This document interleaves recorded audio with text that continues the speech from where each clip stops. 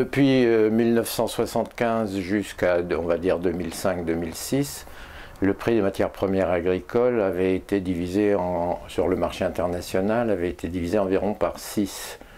On était par exemple à environ 600 € la tonne de céréales en 1975 et on était tombé à environ 100 € la tonne de céréales dans les années 2000-2005.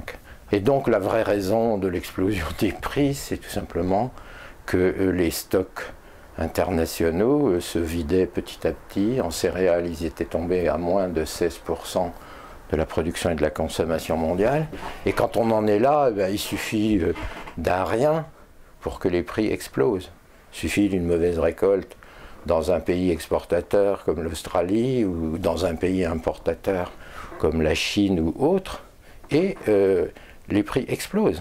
Donc la raison de l'explosion des prix, c'est la baisse des prix des 25 dernières années. Et c'est pas original. Ça se passe comme ça tous les 25 ou 30 ans depuis 200 ans. Donc les gens qui regardent un petit peu... Ça s'était passé exactement de la même manière entre 1945, où évidemment il y avait une relative pénurie mondiale, et où les céréales se vendaient déjà aux alentours de 600 € la tonne. Et jusqu'en 70-71, les prix étaient déjà tombés à moins de 200 € la tonne. Les stocks étaient presque vides et du coup les prix explosent. La raison de l'explosion des prix, c'est la baisse des stocks, et la raison de la baisse des stocks, c'est la baisse des prix des 25 années qui précèdent. Non seulement elle était prévisible, mais elle était prévue.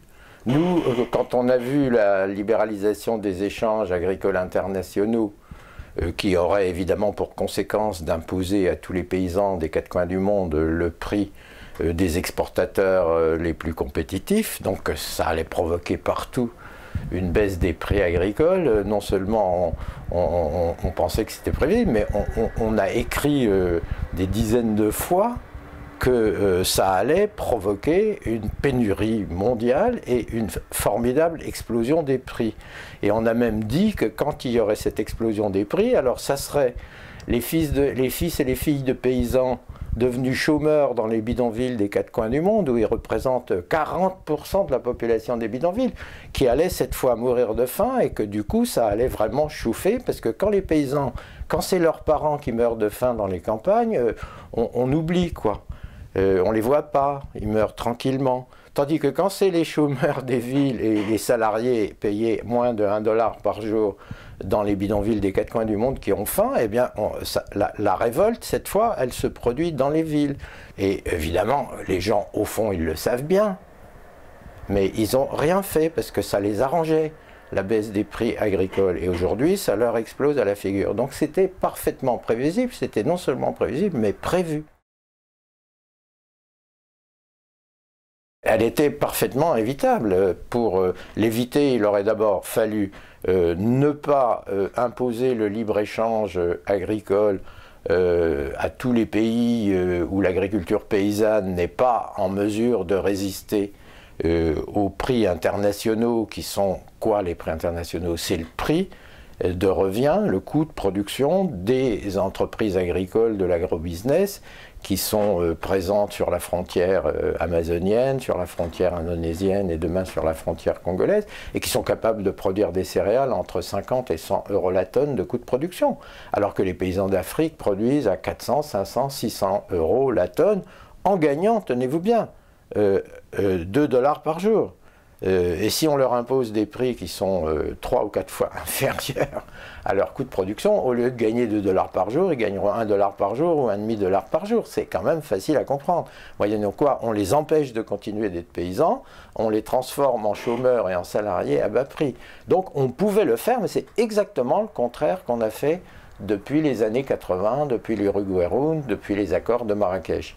Ça, c'est clair. Et si on veut l'éviter à l'avenir, il faut revenir à des politiques de protection de toutes les agricultures paysannes qui sont nécessaires pour nourrir toute l'humanité, et non pas laisser l'agro-business écrabouiller les paysans du Sud et bientôt les paysans du Nord si on ne les protège pas ou si on ne les subventionne pas. Mais la bonne solution, ce n'est pas de les subventionner, c'est de les protéger. Si Si donc on continue dans la même politique de libre-échange, passer cette vague d'investissements massifs par les capitaux financiers internationaux et par l'agro-business, les stocks vont se reconstituer très vite et on va repartir dans une nouvelle longue période d'excédents croissants à prix décroissants qui vont encore ruiner plus de paysans aux quatre coins du monde et qui vont encore fabriquer plus de chômeurs à l'échelle planétaire. Il y a déjà 40% de chômeurs dans les bidonvilles du Sud, et bien, il y en aura 60%. Ça, c'est si on refait dans les 20-25 prochaines années ce qu'on a fait au cours des 20-25 années précédentes. Ça, c'est le scénario. Et donc, on aura autant de pauvres sous-alimentés dans 25 ou 30 ans, voire plus qu'on en a aujourd'hui. Hein, il faut quand même savoir qu'il y a 3 milliards de gens qui gagnent moins de 2 euros par jour et qui donc se privent de nourriture, qu'il y en a 2 milliards qui souffrent d'anémie et d'autres malnutritions dues à des carences en micronutriments et qu'il y en a 855 ou 860 millions, ça augmente tous les ans, qui ont faim presque tous les jours. Et il faut savoir aussi qu'il y en a 9 millions qui meurent de faim chaque année. Donc, eh ben, on repart pour un tour. Deuxième scénario, enfin, les milieux financiers et gouvernementaux qui dominent le monde comprennent qu'on ne peut pas continuer ce système parce que ça conduit tout le système à la casse.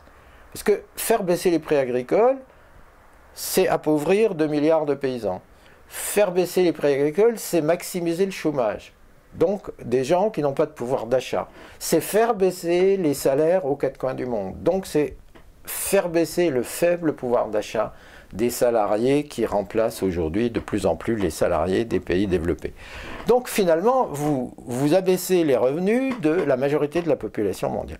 Et donc, vous maximisez sans doute, d'un autre côté, l'épargne et l'accumulation de capital financier, sauf que votre capital financier, il devient trop important, il y a une suraccumulation de capital financier qui ne peut plus s'investir dans l'industrie ou dans les services ou dans l'agriculture, puisque le pouvoir d'achat mondial est trop limité pour ça. Donc la pauvreté crée un déséquilibre entre le capital investissable et la consommation possible. Et qu'est-ce que fait ce capital financier? Ben, il spécule.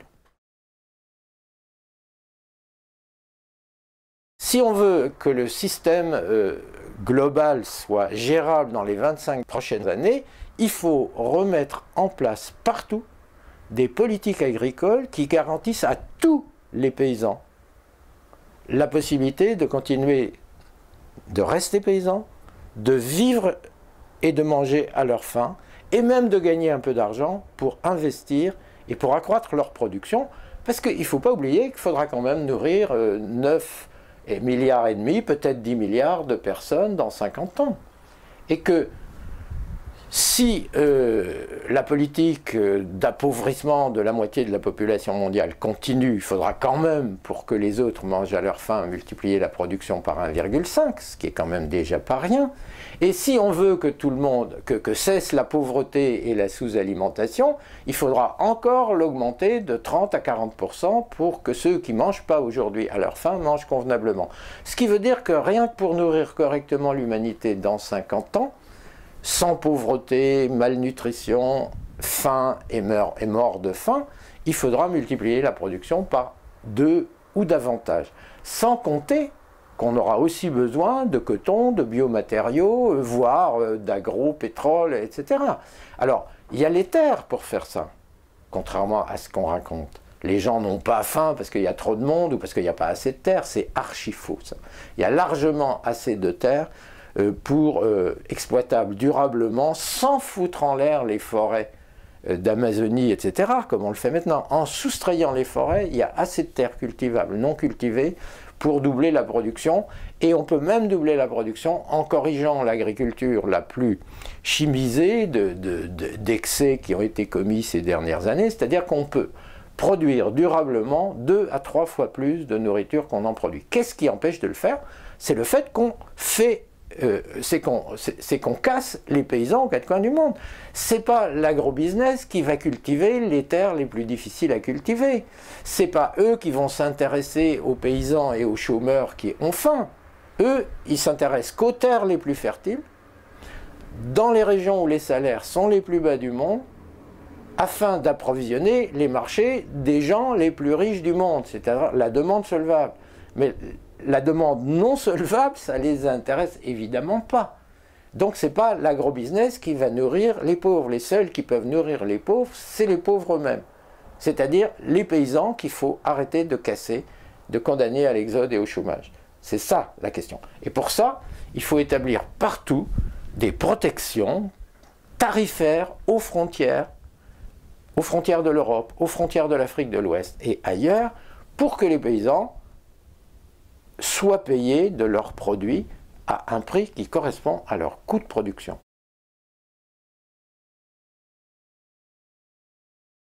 Si les prix à la production augmentent, ceux qui sont restés producteurs et vendeurs nets de produits alimentaires ou autres vont voir évidemment leurs revenus augmenter.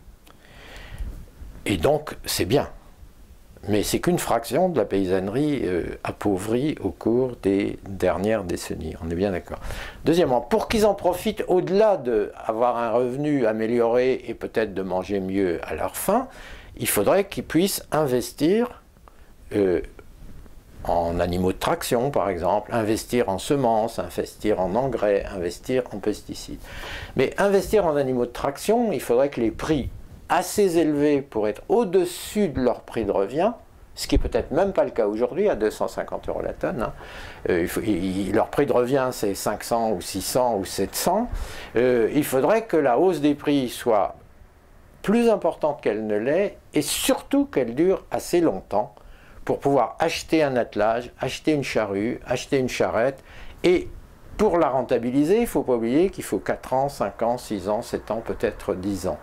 Donc, ce n'est pas l'explosion des prix qui permet à des paysans vraiment pauvres d'investir et de se développer, c'est des prix suffisants pour qu'ils puissent investir et suffisamment stables pour qu'ils puissent être assurés de rentabiliser leurs investissements à l'avenir.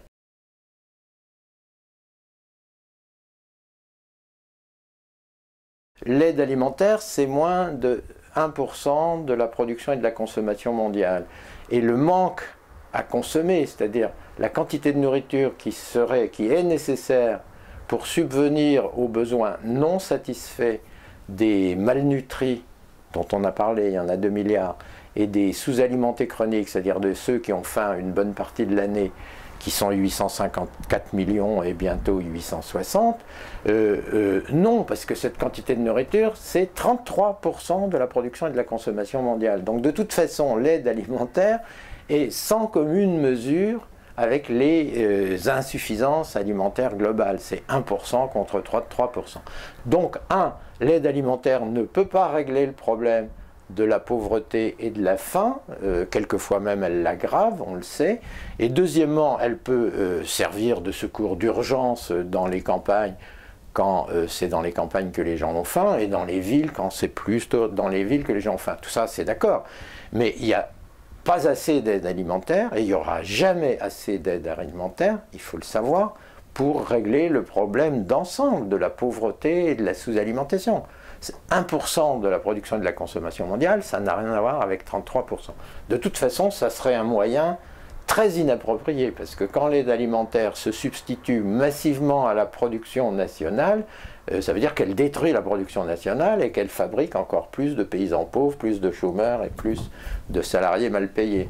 Donc l'aide alimentaire, c'est une solution indispensable et il faut tout faire pour que les gens ne meurent pas de faim dans la période d'explosion des prix actuels, et ça sera d'autant plus difficile que ceux qui offrent l'aide alimentaire deviennent rares, qui sont assez nombreux quand les prix sont bas et que les excédents foisonnent, ils se raréfient quand les prix explosent et que les excédents ont disparu.